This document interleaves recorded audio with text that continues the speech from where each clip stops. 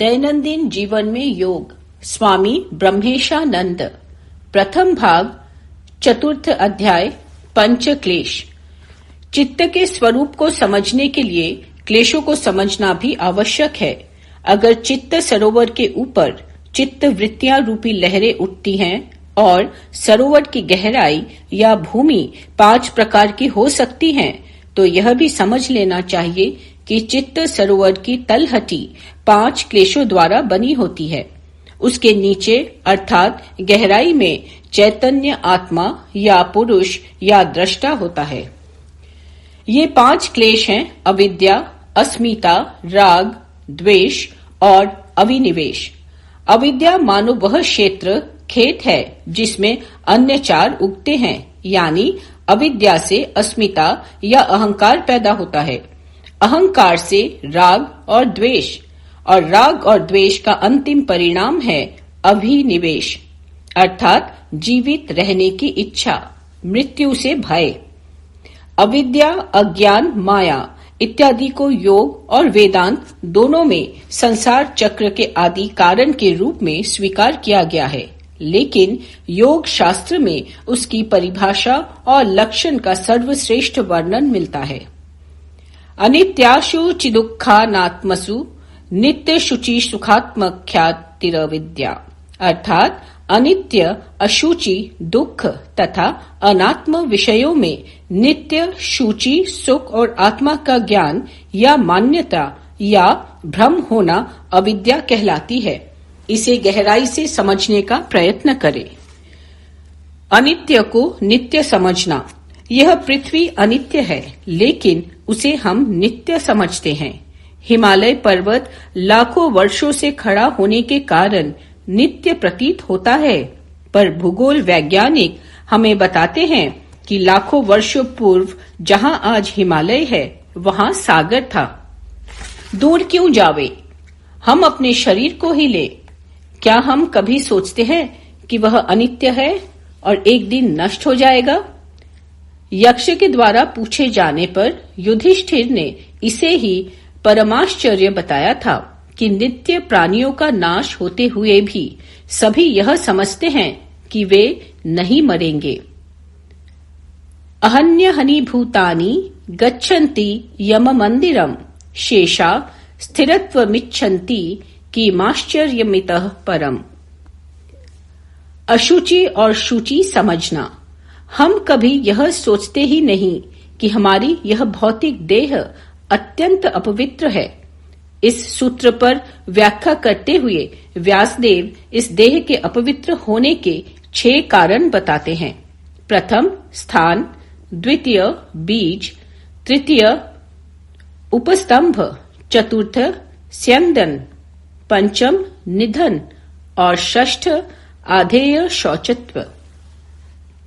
स्थान, जरायु या माता का गर्भ, वह मूत्राशय और मलाशय के बीच रहता है। ऐसे अपवित्र स्थान में हमारा शरीर 9 महीनों तक रहता है। बीज, इस देह का निर्माण माता पिता के अपवित्र अंशों के मिलन से होता है। उपस्तंभ, अर्थात भुक्त पदार्थों से मिलकर बनना। हम जो खाते हैं वह गले से नीचे उतरते ही अपवित्र हो जाता है। अगर चमड़ी को उधाड़कर देह को देखें तो वह अत्यंत विभत्स दिखेगी। जैनों के 24 तीर्थंकरों में मल्ली नामक एक सुंदर राजकुमारी थी।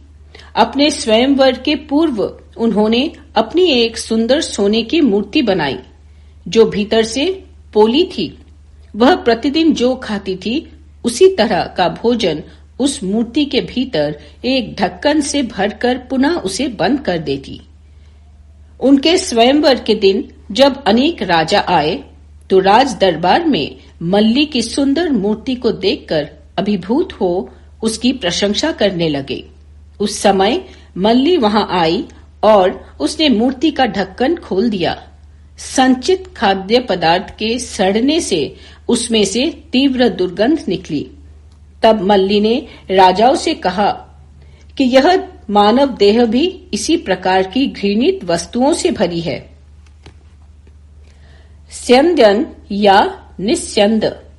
इस देह के 7 द्वारों से तथा त्वचा, चमड़ी से पसीना आदि गंदी वस्तुएं सदा निकलती रहती हैं।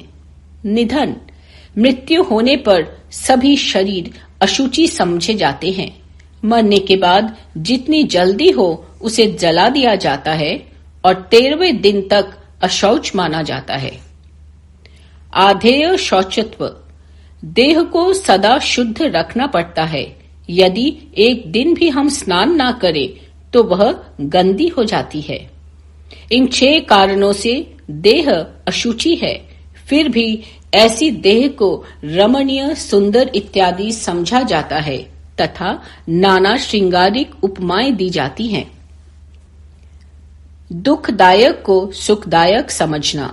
धन, पुत्र, संतान, नाम, यश आदि जो अनेक कारणों से मूलतः दुखदायक हैं, उन्हें सुखदायक समझना अविद्या का एक लक्षण है। मेडिकल गवेषणा से यह पाया गया है कि एक सीमा से अधिक आमदनी की वृद्धि के अनुपात में रक्तचाप भी बढ़ता जाता है। सभी खरबपतियों में एक बात समान रूप से पाई जाती है कि उनमें से कोई भी सुखी नहीं होता। पुत्र को सुख का मूल समझा जाता है, लेकिन शास्त्रकार विवेक कर उसमें निहित दुख का निर्देश करते हैं। पुत्र न हो तो दुख होता है। जन्म के समय माता को प्रसव वेदना होती है। पुत्र को बड़ा करने में पालन पोषण, शिक्षा, रोगादि में दुख उठाना पड़ता है। यदि मूर्ख निकला तो दुख, पढ़ लिख कर आज्ञाकारी न हो तो दुख, अल्पायु हो तो दुख, दीर्घायु हो पर माता पिता से दूर रहे तो दुख। इसलिए स्वयं पतंजलि कहते हैं कि परिणाम, ताप, संस्कार और गुणवृत्ति विरोध के कारण विवेकी व्यक्ति के लिए सभी दुखमय है। परिणाम ताप संस्कार दुःखैर्गण वृत्ति विरोधाच्च दुःखमेव सर्वं विवेकिनः। अनात्मा को आत्मा समझना। मूढ़ व्यक्ति चेतन, अचेतन, बाह्य उपकरण यथा पुत्र, गृह, धन आदि के साथ तादात्म्य स्थापित कर उन्हें मानो आत्मा समझ बैठता है। धन का नाश होने पर वह कहता है, हाय मैं मरा। पुत्र को क्षति होने पर स्वयं की क्षति समझता है। इसी तरह शरीर, मन आदि अनात्म पदार्थों में आत्मा का भ्रम हो जाता है, जबकि नित्य शुद्ध बुद्ध आत्मा इन सभी से भिन्न होती है। अस्मिता, अस्मिता या अहंकार दूसरा क्लेश है। इसकी परिभाषा है दृक्दर्शन शक्तयोरेकात्म में वास्मिता, अर्थात दृक् शक्ति यानी चैतन्य, दृष्टा आत्मा और दर्शन शक्ति यानी बुद्धि, इन दोनों की एकात्मता अस्मिता है। हमारी शुद्ध चैतन्य आत्मा वृद्धि से पृथक है, लेकिन हम यह कभी जान नहीं पाते। बुद्धि के क्रियाकलाप के साथ हमारा ऐसा तादात्म्य हो जाता है कि उसे ही हम मैं समझते हैं। यह इसके आगे भी फैलता है और हमारे मन, इंद्रियों और देह तक पहुंच जाता है। हम इन सबको मैं कहने लगते हैं। यही अहंकार है। राग और द्वेष, सुख और सुख के साधन में जो तृष्णा या लोभ या उसे पाने की इच्छा है उसे राग कहते हैं। दुख और दुख के कारणों से बचने का, दूर करने का या नष्ट करने का जो भाव है वही द्वेष कहलाता है। इन दोनों से सभी परिचित हैं। ये हम सभी को नाना प्रकार से परिचालित करते हैं। जिसके राग द्वेष जितने प्रबल होते हैं उसके जीवन में उतना ही अधिक कष्ट होता है। अभिनिवेश, सभी प्राणियों में स्वाभाविक रूप से यह अभिलाषा रहती है कि मेरा अभाव न हो, मैं जीवित रहूं। पहले जिसने मृत्यु के कष्ट का अनुभव नहीं किया है वह इस प्रकार आत्मा के बने रहने की इच्छा नहीं कर सकता। यह अभिनिवेश नामक क्लेश स्वर सवाही है। अर्थात सहज या स्वभावतः पूर्व संचित संस्कार के कारण होता है। यह मूर्ख और विद्वान दोनों प्रकार के लोगों में देखा जाता है। विद्वान यानी ऐसा व्यक्ति जो जानता है कि मृत्यु अनिवार्य है, वह भी मृत्यु से डरता है। ये 5 क्लेश चित्त की तलहटी का मानो निर्माण करते हैं। पतंजलि के अनुसार इनकी भी 4 अवस्थाएं या स्तर होते हैं: प्रसुप्त, तनु, विचित्र और उदार। प्रसुप्त अवस्था में ये अविद्यादि क्लेश मानो सोए रहते हैं। एक 5 वर्ष के बालक में अहंकार, राग, द्वेष आदि प्रकट रूप में दिखाई नहीं देते। श्री रामकृष्ण के अनुसार बालक सत्व, रज और तम तीनों गुणों के वश में नहीं होता। उसमें ये क्लेश सोए प्रसुप्त रहते हैं, जो उसके बड़े होने पर प्रकट हो जाते हैं। संस्कार अवस्था ही प्रसुप्त अवस्था है। तनु अर्थात क्रिया योग, वैराग्य आदि की साधना से क्षीण हुए क्लेश। तनु क्लेश दुर्बल होते हैं, पर विशेष अनुकूल परिस्थितियों में वे व्यक्त हो सकते हैं। उदार अर्थात व्यापार युक्त यानी क्लेश भी अभिव्यक्त स्थिति। माँ जब संतान को लेकर प्यार कर रही होती है, तब राग उदार हो जाता है इत्यादि। विच्छिन्न का अर्थ है अन्य क्लेशों के उदार होने पर उसमें भिन्न क्लेश का अप्रकट होना या कुछ समय के लिए दब जाना। जैसे एक क्रूर व्यक्ति भी जब अपने बच्चे को गोद में लेकर उसका चुंबन करता है, तब राग तो उदार होता है, पर उसका द्वेष, अहंकार आदि अन्य क्लेश उस समय के लिए विच्छिन्न हो जाते हैं। क्लेशों की एक 5वीं स्थिति या उल्लेख व्यासदेव ने अपने भाष्य में किया है। वह है दग्ध बीज। अग्नि से दग्ध या भूने जाने पर बीज पुनः अंकुरित नहीं होते। उसी प्रकार ज्ञानाग्नि द्वारा दग्ध क्लेशों के द्वारा आत्मा पुनः कष्ट नहीं प्राप्त करती। क्लेशों के दग्ध बीज होने पर ही योगी जीवन मुक्त होते हैं। उनमें राग, द्वेष आदि की छाया सी दिखाई देती है, पर वे कभी प्रकट नहीं होते हैं।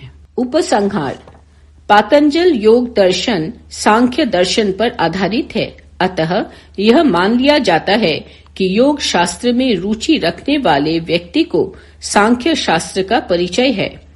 पतंजलि ने भी प्रकृति, पुरुष, महत तत्व आदि सांख्य विषयक इकाइयों को समझाने का प्रयत्न नहीं किया है। यहाँ संक्षेप में योग शास्त्र में चित्त के विषय में जो संकेत मिलते हैं, उसके आधार पर हमने उसके स्वरूप को समझने का प्रयत्न किया है।